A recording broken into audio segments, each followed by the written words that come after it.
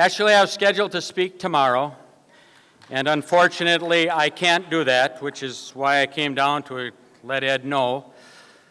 We had a death in the family. It happens to be the last and my favorite Gruszynski uncle.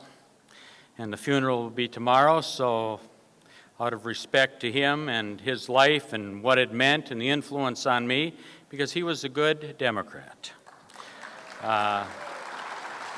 I intend to be there, and I hope you understand. I know you will. You've got quite a roster of speakers tomorrow. They will be inspirational. I want you to take much away from that, because we have a lot to do between now and that election in November, and it rests with you. I've got one little thing to ask of you, because this is a privilege. It's a privilege for me to be here, not particularly a privilege to be here without my notes, but it's a privilege to be here. But it's also, if I can say so, a privilege for you to be here. For you to be here, to be able to listen to the sorts of leaders that Wisconsin has.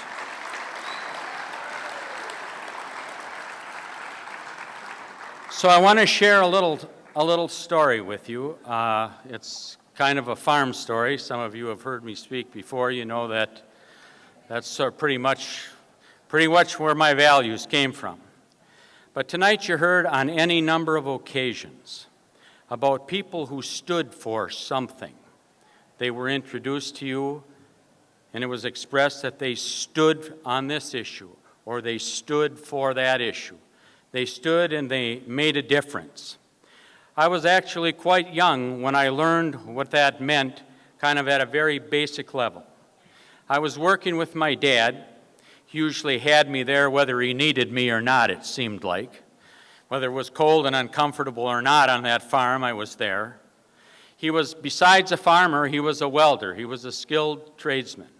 And one of the reasons the farm was successful was because he was able to weld. He was able to fix machinery or build corn cribs or do any of that sort of work. He knew his way around when it came to working, and he passed that work ethic along to us. Well, he was working one day repairing a wagon, a hay wagon.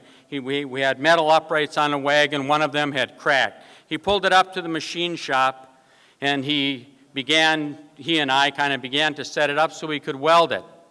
And then after he had it clamped in place and he was ready to go and he went under his welding hood, I know some of this is pretty technical for some of you, but when you're under a welding hood, you can't see because you're being protected from the flash, the ultraviolet flash of the welding arc.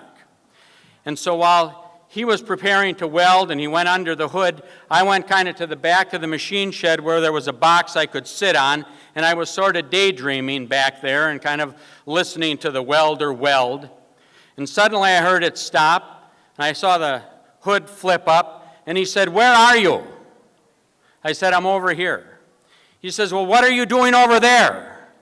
I said, "Well, there's really nothing for me to do by you, and you don't want me watching the ark." He said, "No, I don't want you watching the ark, but I want you to stand by me. I want you to be here." I didn't understand. He said, you're not thinking, which was a very typical thing for him to say to me.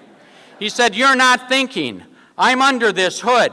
I'm focused on welding this wagon. Anything could happen.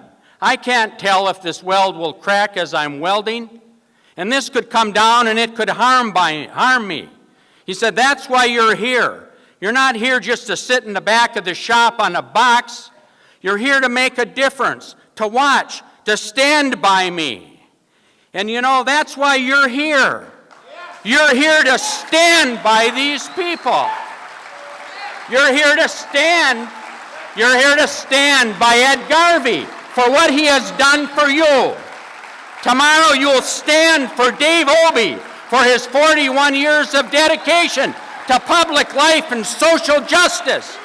You're here to stand by John Nichols and Jim Hightower and Granny D and all those who have dedicated themselves to a better life for all of us. So I ask you, will you stand by me? Will you stand by these folks. Stand.